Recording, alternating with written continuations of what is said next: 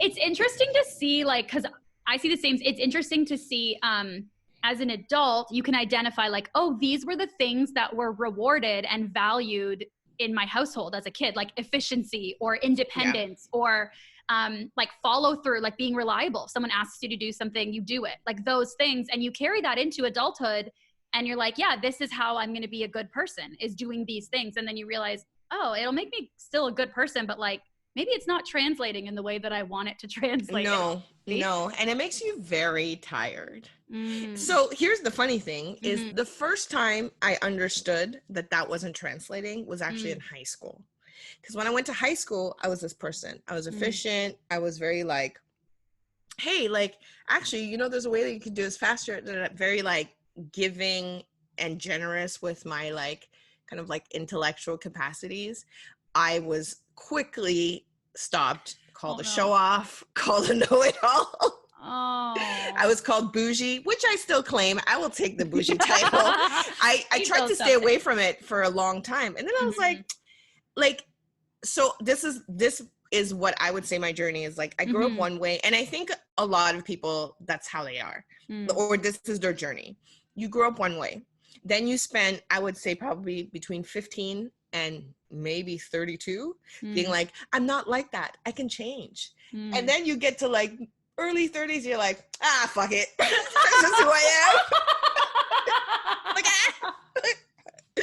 right? I'm like, I am a know-it-all. I don't give a shit. Look at all these books.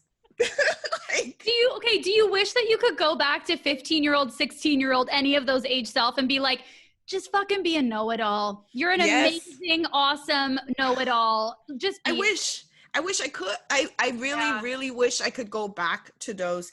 And, you know, Daphne and I often talk about this, like, about the fact that, like, you know, you're so pure at one point, meaning, like, you don't mean harm. Like, how could someone who's, like, trying to show you a shorter path to a math equation mean any harm? Like, you know what I mean? And so you think to yourself, you're just so like, you're just this pure person who's like, and I see it in kids, or kids who are like, let me help you. And then they tell you this, right? There are kids who tell me what to do. They're like, okay, Queen, do you know that? And then that's how they talk to you. And you're like, know it all. No. Right? Like, shut the fuck up. I know more than you. Yeah, no. Yeah.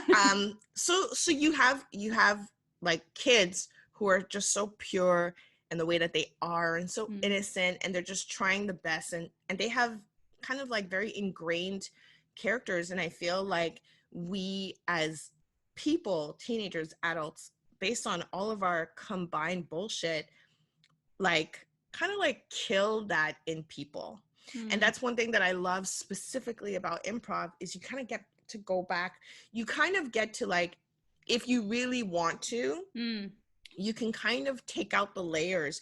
Like, for example, the fact that I'm always like, what do you need over here? And what do you need? Like that as an improviser. I'm like, listen, I can kill that part and just be like, yeah, let people take care of me too. So it's kind of like, yeah, I just feel like you're one person, then society tells you you're not, and you're struggling. You're 15, you're 18, you're 21, you're reading all these books, you know, in university or college, dealing with people who are older than you, who might be taking it. Like, it's just so layered. And then if you do the work, you can come back to the core of you. And that's what I think is like really cool about being a human being, is that you can, you know, and be like, oh, this is actually how I want to be. No, thank you. Yeah. No, thank you. I'm just going to be a know-it-all. No, thank you. I just got goosebumps a little bit. Like, it just takes you 30 years to be able to say no, thank you. Yes.